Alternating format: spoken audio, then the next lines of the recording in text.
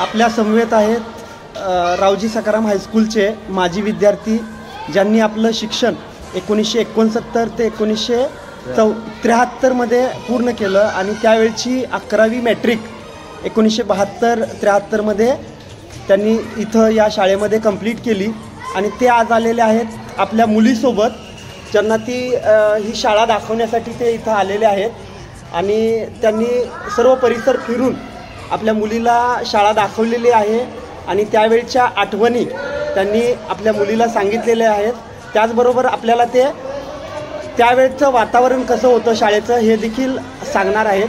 भीमराव पाखरे आज योगायोगाने माझ्या शाळेला भेट देण्याचा योग आला आणि येथील शिक्षकांनी मला येण्याचं प्रयोजन विचारलं.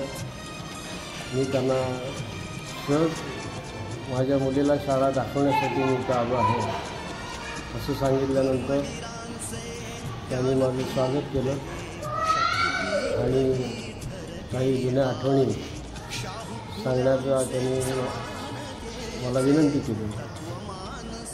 तर या संधीचा फायदा म्हणा किंवा हा माझ्यावर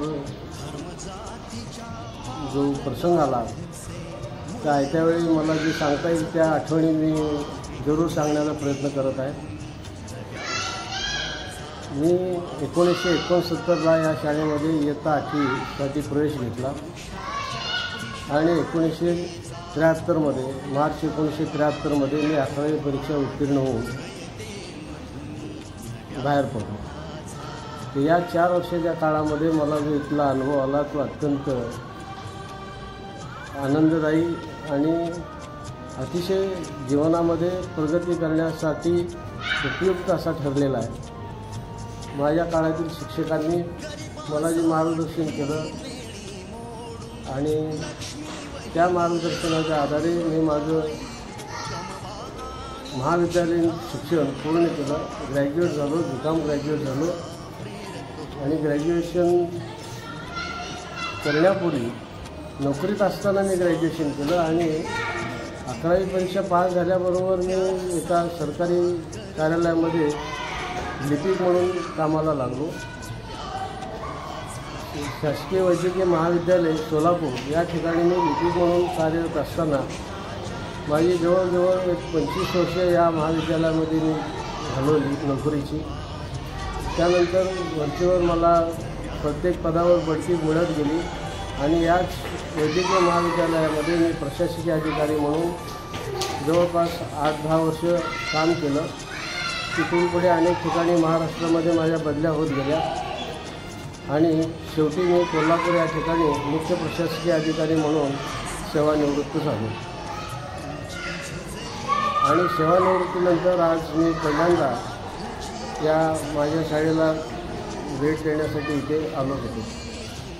माझ्या शाळेमध्ये जेव्हा मी 8वीला प्रवेश घेतला तेव्हापासून ते 11वी पास उत्तीर्ण होऊन जाईपर्यंत शाळेच्या सकाळच्या वेळेमध्ये सकाळी साधारण 6:30 ते 7च्या दरम्यान सकाळी 7:30च्या दरम्यान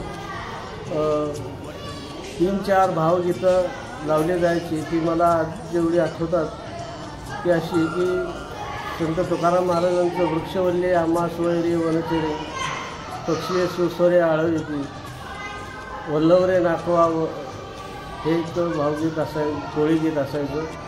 त्यानंतर प्रसिद्ध कवी भा. रा. तांबे यांची कविता रोजच्या रोज लावली जायची, रेकॉर्ड केलं जायचं.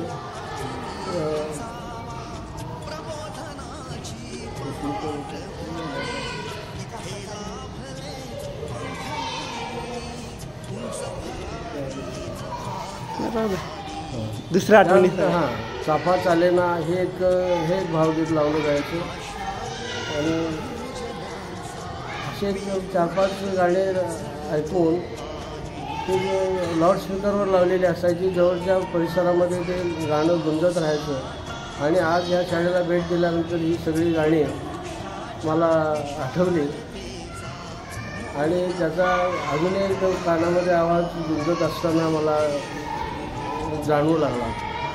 मी माझा जो वर्ग होता शाळेतील तो वर्ग पाहण्यासाठी मी गेलो आणि माझ्या भावना अशा दाटून आल्या.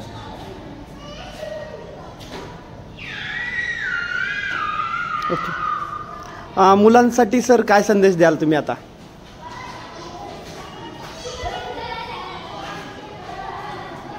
मुलांनी शिक्षण हे वाघिणीचं दूध आहे आणि ते जो घी तो गुरगुरल्याशिवाय राहणार नाही.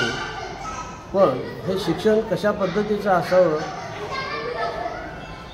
याला अतिशय महत्त्व आहे.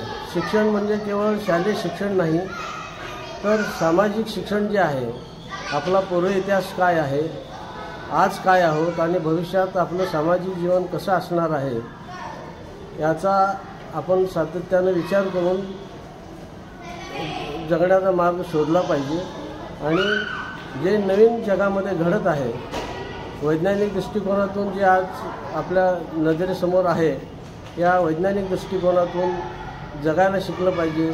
यामध्ये आपल्या स्वतःचं आणि देशाचं हित आहे असं मला वाटतं. धन्यवाद सर.